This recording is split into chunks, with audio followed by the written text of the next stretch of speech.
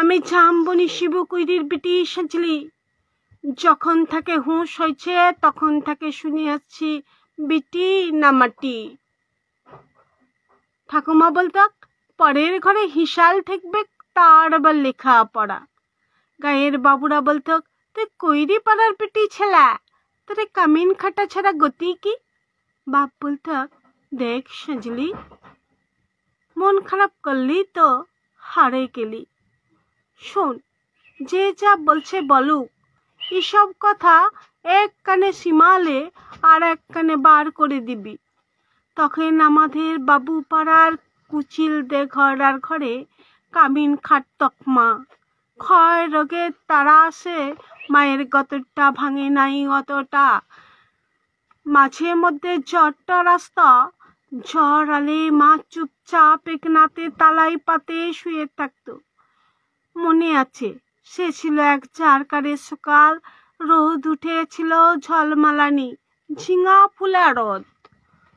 আমি সেই রোদে পিঠ দিয়া গা দুলাই পড়ছিলাম ইতিহাস, ক্লাস 7-এ সামন্ত রাজাদের ইতিহাস। দেঘরা গিন্নি লোক পাঠাইছিল বার কতক, মায়ের জ্বর, সে তারা শুনতে লাই চায়। আমাদের দিদিপুরি তখন বাঁচে, কুয়াতলায় বসে ছেঁড়া কম্বল মুড়ি দিয়ে বিড়ি ফুঁকছিল বুড়ি। শেষ তক বুড়ি সেদিন পড়া থাকে উঠায় মায়ের কাজটুকুন করতে পাঠাইছিল বাবু ঘরে। পুরোনো ফটক ঘেরা উঠান, অত বড় দর দালান, অত বড় বারান্দা, সব ঝাঁট পাট দিয়া সাফ সুতরা করে আসছিলাম চলে।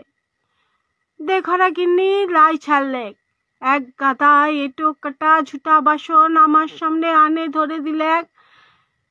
বললে তোমাদের ছুটা বাসন আমি ধুতে লাই পারবো? বাবু গুনি সে কি রাগ! কি বললি আরেকবার বল দেখিনি। যতটুকু মূল হয় তত বড় কথা।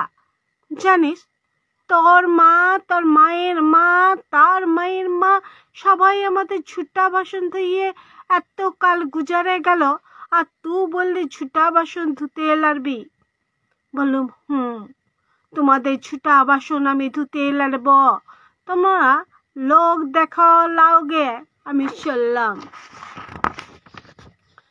কথাটা বলে গটগট করে বাবুগিন্নির মুখের সামনে আমি বেড়াই চলে আসছিলাম।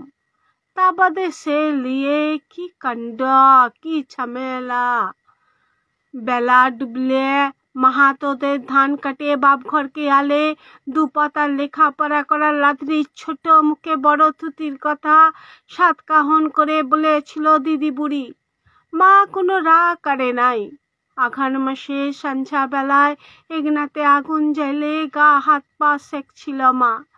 এক মাথা ঝাঁকড়া কালো চুল ঝাঁকানো বাপের পেটানো পাথরের মুখটা ঝলকে উঠেছিল আগুনের আঁচে।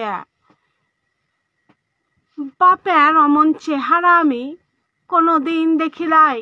বাপ সেদিন মা আর দিদি বুড়ির সম্মুখে আমাকে কাছের ডাকে মাথায় হাত বুলাই গমগমা গলায় বলেছিল, যা করেছিস বেশ করেছিস। শোন, তোর মা, তোর মায়ের মা, তোর মায়ের মা সবাই করেছে কামিনগিরি। বাবু ঘরে কতই খাটাই খাইছে, তাতে হয়েছে কি তাকে? এই কথাটা মনে রাখবি। তো কিন্তু কামিন হওয়ার লাগে জন্মাস নাই। যত বড় লাট সাহেবই হোক কেনে, কারো কাছে মাথা নুয়াই নিজের তেজ বিকাবি নাই। এই তেজটুকুনে লাগে লেখাপড়া শিখাচ্ছি তোকে। না হলে আমাদের পাড়া হাভাতা বাবু মানুষের ঘরে আর আছেটা কি? আমি জামবনি কৈরি পাড়ার শিবু কৈরির বেটি সাজলি। কবে কা সেই ক্লাসে 7-এর কথা ভাবতে যাইয়ে কাগজওয়ালারা টিভিওয়ালারা সামনে এখন কি যে বলি। তালপাতার রদ দিয়ে ঘেরা গবুর লাতার একনাতে লোকে এখন লোকাকার। তার মাঝে বাঁশি বাজায়, জিপ গাড়িতে চাপে আগু পেছু পুলিশ নিয়ে মন্ত্রী আলেক ছুটে।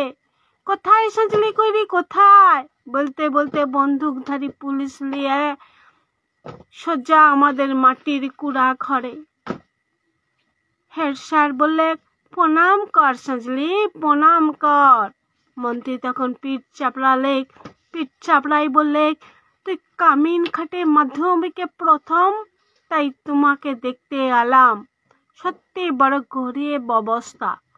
তোমাদের মতো গরিব ঘরের মেয়েরা যাতে উঠে আসে, তার লাগে আমাদের পার্টি, তার লাগে আমাদের সরকার। লাও 10,000 টাকার চেকটা এখন লাও। শোনো, আমরা তোমাকে আরো টাকা তুলে দিব, ফুল দিব, সম্বর্ধনা দেব। টিভি লোক, কাগজের লোক কারা আছেন এদিকে আসেন। তখন এই ছোট বড় কত রকমের সব ঝলকে ওঠে ক্যামেরা, ঝলকে ওঠে মন্ত্রী মুখ, লা লা মন্ত্রী লয়।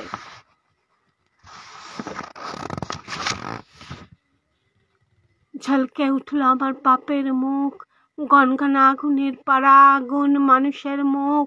আমি তখনই বলে উঠলাম, না নাই টাকা আমার নাই লাগবে, আর আমাকে যে ফুল দিবে, সম্বর্ধনা দিবেন, আর ওর দিদার টাকা তুলে দিবেন, তাও আমার নাই লাগবে।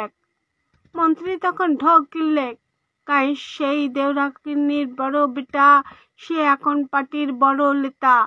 ভিড় ঠেলে সে আসে বললে, কেনে কি হয়েছে রে সাজলি? তুই তো আমাদের ঘরে কামিন ছিলি, বল তোর লাগিয়ে আমরা কি করতে পারি বল, তোর কি লাগবে সেটা খুলে বল। বললাম, আমার পাড়া শয়ে শয়ে আরো অনেক সাজলি আছে, আরো শিবকুইরির বিটি আছে গ্রামে। তারা যতদিন অন্ধকারে পড়ে থাকবে, তারা যতদিন লেখাপড়ার লাগে কাঁদে বলবে, ততদিন কোনো বাবুর দয়া নাই লাগবে, ততদিন কোনো বাবুর দয়া আমার নাই লাগবে।